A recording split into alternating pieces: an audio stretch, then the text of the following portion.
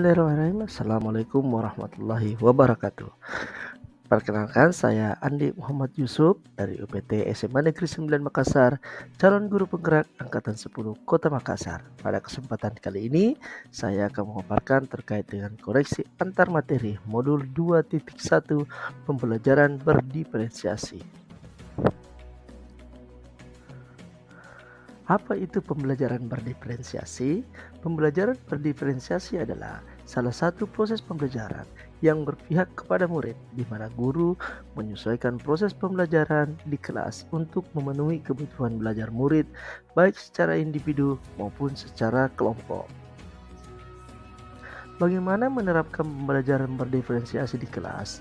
Untuk menerapkan pembelajaran berdiferensiasi di kelas, maka guru harus memahami tujuan pembelajaran, guru harus memahami kebutuhan murid berdasarkan hasil diagnostik awal, guru mengkombinasikan berbagai model dan metode serta media pembelajaran, guru aktif dan kreatif dalam mengelola kelas, guru menciptakan lingkungan belajar yang mengundang murid untuk belajar, dan yang terakhir adalah guru melakukan refleksi dan penilaian berkelanjutan.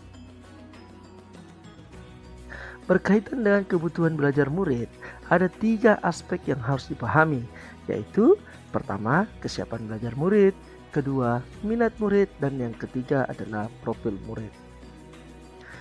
Kesiapan belajar murid. Pada poin ini, guru harus mampu memahami dan menilai pengetahuan awal dan menentukan apa yang telah murid ketahui dan di mana murid tersebut berada.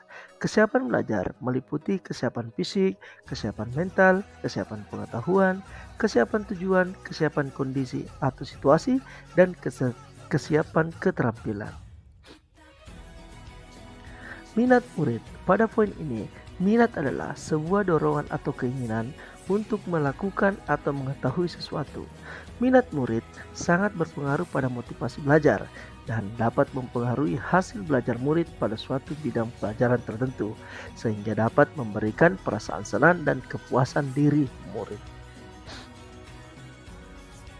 Profil belajar murid. Profil belajar adalah karakteristik unik setiap individu yang mempengaruhi gaya dan kebiasaan dalam belajar, yang dapat membantu untuk bisa lebih cepat memahami konsep dan menguasai keterampilan baru. Profil belajar mempengaruhi cara belajar murid. Cara mengidentifikasi kebutuhan belajar murid, yaitu yang pertama adalah mengamati perilaku peserta didik, yang kedua mengidentifikasi pengetahuan awal, yang ketiga mereview dan melakukan refleksi terhadap praktik pengajaran, yang keempat berbicara dengan guru murid sebelumnya, yang kelima membaca rapor murid di kelas sebelumnya, dan yang terakhir adalah menggunakan berbagai macam penilaian formatif dan diagnostik. Strategi mendiferensiasikan pembelajaran di kelas ada 3. Yang pertama adalah diferensiasi konten yang berkaitan dengan apa yang diajarkan kepada murid. Tingkatannya bisa melalui tingkat kesiapan, minat, dan profil belajar murid yang berbeda. Yang kedua, diferensiasi proses. Kegiatan yang memungkinkan murid berlatih dan memahami atau memaknai konten dengan cara membedakan proses yang harus dijalani murid. Yang ketiga, diferensiasi produk. Bukti yang menunjukkan apa yang murid telah pahami dengan cara membedakan atau memodifikasi produk sebagai hasil belajar murid, hasil latihan, penerapan, dan pengembangan apa yang telah dipelajari. Keterkaitan antara modul 2.1 pembelajaran berdiferensiasi dengan modul sebelumnya, yaitu 1.1, 1.2, 1.3, dan 1.4.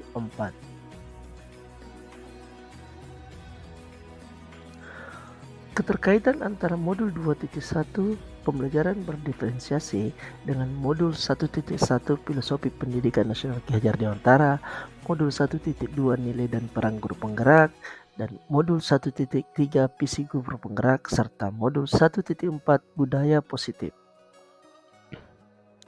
Yang pertama, keterkaitan antara modul 2.1 pembelajaran berdiferensiasi dengan modul 1.1 filosofi pendidikan nasional Ki Hajar Dewantara, yaitu adalah dalam menerapkan pembelajaran berdiferensiasi, maka guru harus berusaha memenuhi kebutuhan belajar murid sesuai dengan kodrat alam dan kodrat zaman murid. Hal ini sesuai dengan pemikiran Ki Hajar Dewantara sehingga murid diharapkan dapat mencapai keselamatan dan kebahagiaan yang setinggi-tingginya baik sebagai manusia maupun sebagai anggota masyarakat berdasarkan filosofi Ki Hajar Dewantara.